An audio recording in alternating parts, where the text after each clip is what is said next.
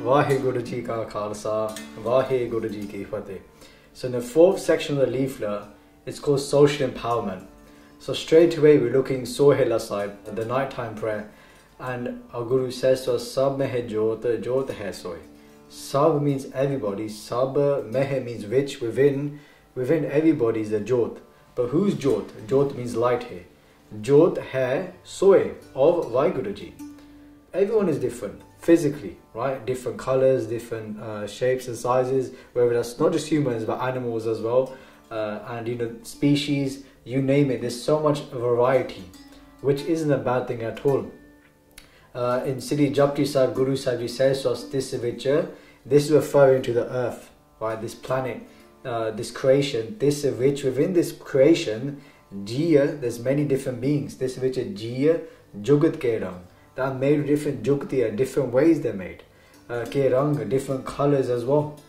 Dinake Naam Aneg Anant, and their names are countless, so many different names, so many different colors.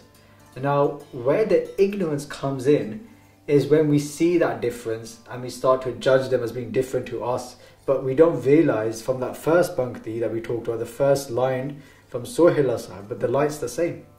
So it's not to say that somebody is an idiot or a fool, it's just a lack of knowledge, which is ignorance. But the Guru has come to give us that knowledge, to give us that gyan, that actually really, inside, we're the same.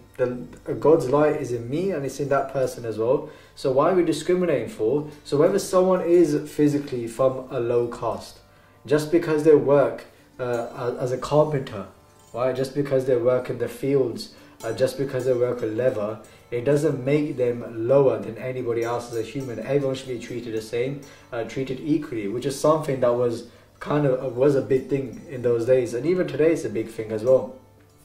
In those days it was a low caste, and the women that was seen as the lowest of the low, and even those people who had made mistakes, right? Once you make a mistake, people don't forgive you, people don't forget, they just continue remembering. So Guru Nanak Dev Ji Maharaj Ji went and sat with those people. Nicha andar nicha jata, niche hoot nicha. So they said the lowest of the low of the low of the low. Nanak tirake sang satha, vadya syo kyaris. They said that why do I want to hang out with the highest people, the ones that have so much ego, so much pride? I want to be with those people who are the most humble, who are the lowest of the low. So one example of this is when Guru Nanak Dev Ji left for their Udasya, for their travels. And one of the first places that Guru Nanak Dev Ji came to was the home of Bhai Lalo Ji.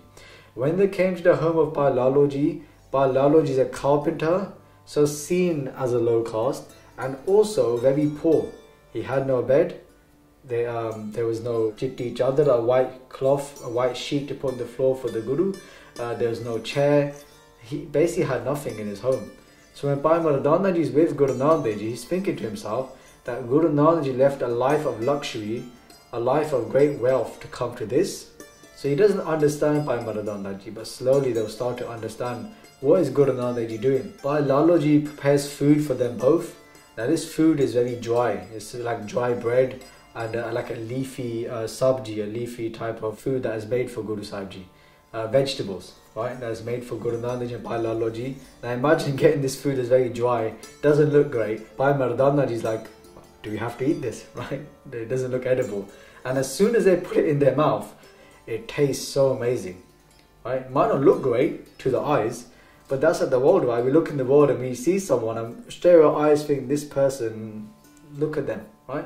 But we don't know what that person is like on the inside, right? So not just judging a book by its cover, right? When he eats that food, he's so amazed and it tastes so beautiful because Bhai Lalo Ji has those qualities of Sata Santok, their nimarta, of compassion, of truthfulness, of living a life of contentment and being humble. And that is in their food as well. After this meal, the Guru decides to leave. But at that time, Bhai Lalo Ji does benti, to do a humble plea, stay longer Guru Sahib Ji. And Guru Nanak Dev Ji accepts. And what they do every single day is they go and sit on the cliff, they go and sit on the hills, and they do their bhakti. And people would see this, they see Guru Sahib Ji praying, and they see that they're with Bhai Lalo Ji. So someone who's of a high caste, the Guru was seen as a high caste, and Bhai Lalo Ji is seen as a low caste. And they said that this shouldn't happen, they shouldn't mix. And the priests who the high caste as well were very envious and very annoyed about this, because people started to visit Guru Nanak Dev Ji and leave their company. So what did they do? There was someone called Nanak Bhaigur that used to live there, who was like, you could say, one of the main people in charge of that village. And he had this feast, which the priest had told him to have at that time. And he invited everybody, and they said, invite Guru Nanak Dev Ji as well. Knowing that Guru Nanak Dev Ji would not come, and when Guru Sahib did not turn up to this feast, they told Nanak Bhaigur that, look, he hasn't come, he thinks he's greater than you, which annoyed him. So then they told Guru Sahib to come. Again, the Guru refused, so they forced Guru Nanak Dev Ji to come. So you can imagine they come to see Guru Nanak Dev Ji and they say, you have to come. And Guru Nanak Dev Ji just laughs and just makes their way there. When they come and visit them, they question Guru Nanak Dev Ji and they say, why would you sit with us high people? Why do you not sit with these low people for? It doesn't make any sense.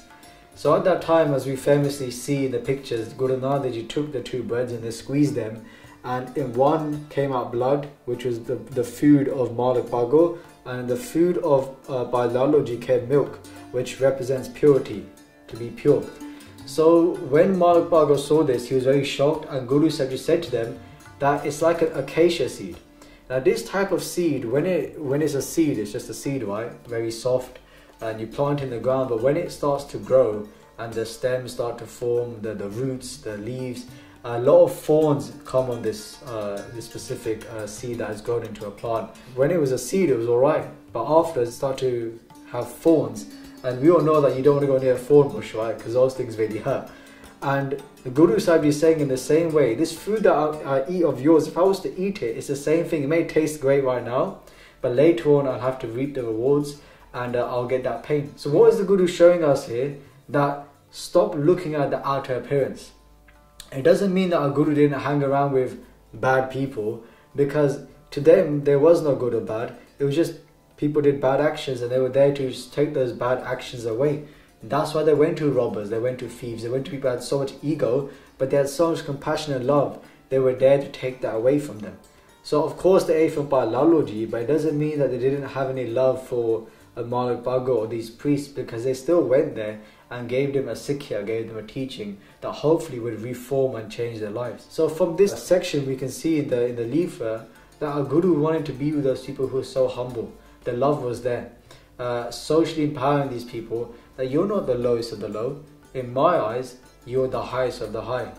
Where we have ego, we have pride. It's not that the Guru doesn't want to speak to us, it's that our ego blinds us from the Guru. So it's never the Guru's fault. As a Sikh, as a being, we shouldn't try and blame others. Let's try and look at our own actions and take something away from that. Again, many mistakes. Vaheguru Ji Ka Khalsa, Vaheguru Ji Ki Fateh.